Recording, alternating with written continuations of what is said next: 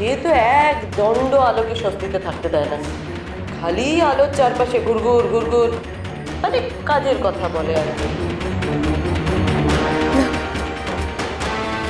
না, আলো কিছুতেই এই সমস্ত কাজ করতে পারে না, না, কিছুতেই না।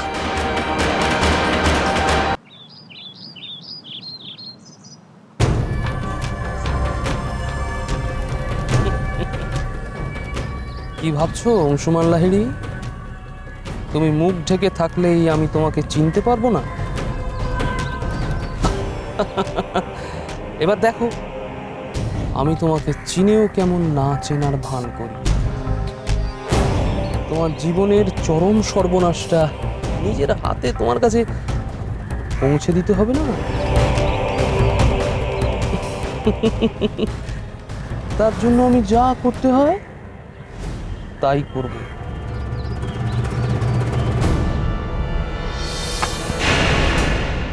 এই খামটা তোমার সাহেবকে দিয়ে দিও।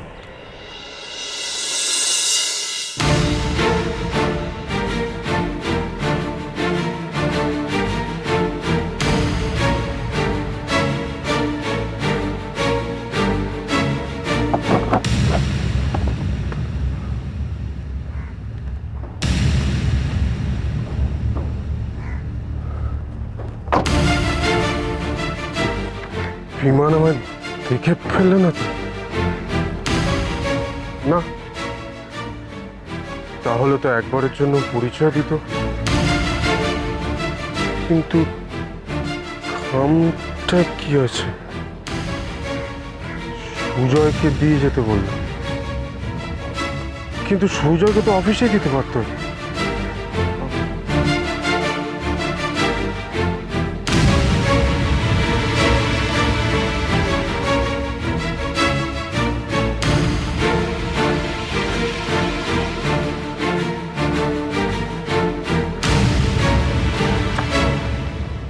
এগুলো সুজয়ের কি কাজে লাগবে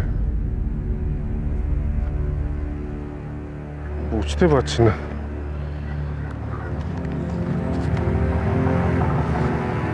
না, এগুলো আমাকে সুজয়কে দিতে হবে, তারপর দেখতে হবে ওর রিয়াকশনটা কি হয়।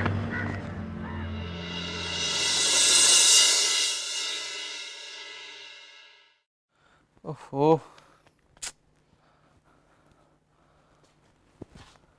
বড়বাবু আপনি এসছেন? ম্যাম তো এখনো আসেননি, কি ব্যাপার বলুন তো? কেন কিছু জানেন? কিছুই তো বুঝতে পারছি না, কি বলি বলুন তো? শরীরটা আবার খারাপ করলো না তো? বলছি, আপনাকে কোনোভাবে কিছু খবর দিয়েছে কি? না, আলোমা তো এ ব্যাপারে আমায় কিছু বলেনি। আর অফিসের অন্য কেউ কিছু জানলে ওরাও তো নিশ্চয়ই এতক্ষণে বলতো। হ্যাঁ, অন্য কেউ মানে সুখেনবাবু তো এখনো আসেননি। না, কি যে করা যায়? উনি এলে আমাকে একটা খবর দেবেন প্লিজ। হ্যাঁ, সে আর বলতে। আমি একবার ম্যামকে ফোনে ট্রাই করে দেখি। হ্যাঁ, সেই ভালো।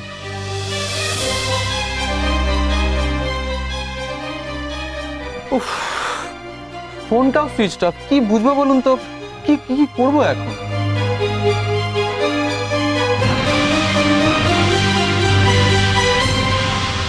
জোরে জোরে শ্বাস নাও তোমা।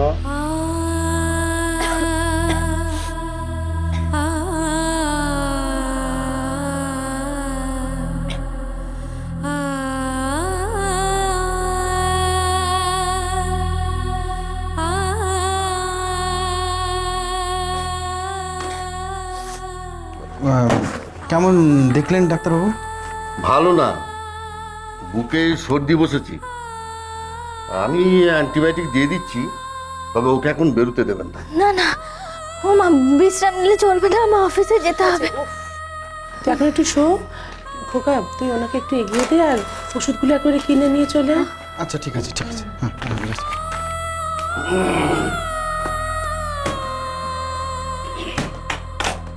আসলে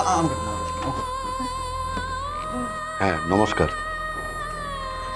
মা গো, মা আমার কথাটা বোঝার চেষ্টা করো, অফিসে না গেলে অসুবিধা হবে।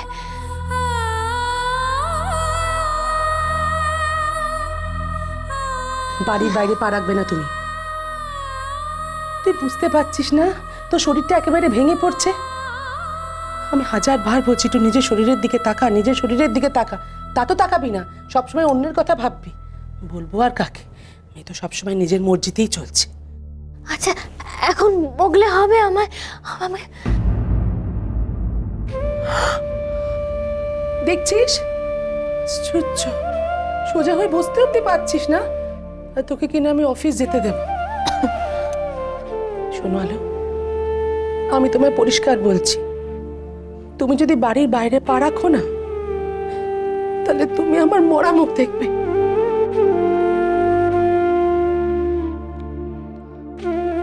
এ তুমি কি বললে মা? এ কথা না বললে যে তোকে থামানো যাবে না আলো। লক্ষ্মী মা আমার, সোনা মা, একটু বাড়িতে থাক, একটু বিশ্রাম নে। এ কোন বিপদে ফেললে তুমি ঠাকুর? কি করব এখন আমি? কি করব? আচ্ছা আলোটা এবার কেমন? ও তো দিদির মুখে নিশ্চয়ই শুনেছে যে আমন মামার বাড়ি থেকে ফিরে এসেছে। তাহলে কেন একবার আমনকে দেখতে এলো না? এরকম স্বভাবের তো মেয়ে নয় আলো। কি সে তো এক দণ্ড আলোকে স্বস্তিতে থাকতে দেয় না। তার মানে কি সত্যি কোনো? রূপা, বলছিলাম কি, আলো এ বাড়ির হত্যাকর্তা হওয়ার পর থেকে তো কি রান্না বান্না হবে না হবে সেসব তো তুমিই বলো। রাত্রিরের কি রান্না হবে পারুলকে বলে দাও। হ্যাঁ যাচ্ছি। রূপা, রূপা, আচ্ছা রূপা, আমনকে তো বিকেল থেকে কিছু খাওয়াসনি মনে হয়। ও চানাচুর খেতে চাইছে, দেবো কি?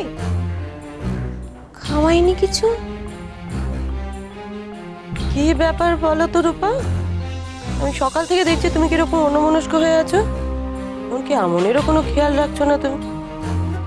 বুঝতে পেরেছি, আলোর কথা ভাবছো তাই না? কেন এলো না? সত্যি রূপা, তুই পারিসও বটে। আচ্ছা তুই বলতো, আলোর কি এখন আমনকে নিয়ে ভাববার সময় আছে, না সে দিন আছে? ও এখন ফুরফুরে মেজাজে কত কিছু করে বেড়াচ্ছে, আর নিজেকে দেখ, আলোর কথা ভেবে ভেবে তুই নিজের মেজাজটা খারাপ করছিস, তাই তো? ও মা, মন খারাপ তো হবারই কথা, তাই না? দেখো, এ বাড়িতে আলো থাকাকালীন আমন আমন আমন করে একেবারে পাগল হয়ে যেত, আর এখন আলো আমনকে, আর মেয়েটাকেও দেখো একেবারে সোনামা সোনামা করে হেদিয়ে মরলো। থাক বাবা, আমি কিছু বলবো না। এ বাড়িতে খারাপ কিছু হলেই আমার দিকে তো আঙুল ওঠে। আচ্ছা রূপা, তোকে একটা কথা জিজ্ঞাসা করব।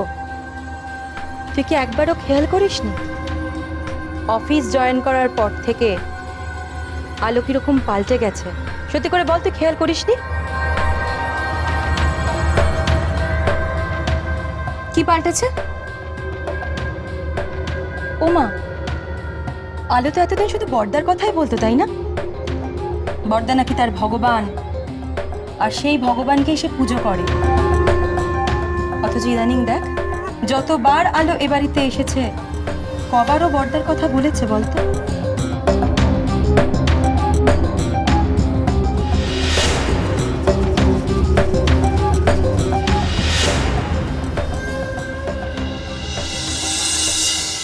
সুজয়, তোমাকে বন্ধু হিসাবে একটা প্রশ্ন করতে পারি? ম্যাডামকে ভালোবাসো? ভালোবাসি? ভেবে দেখিনি তো, তবে ভালো লাগে।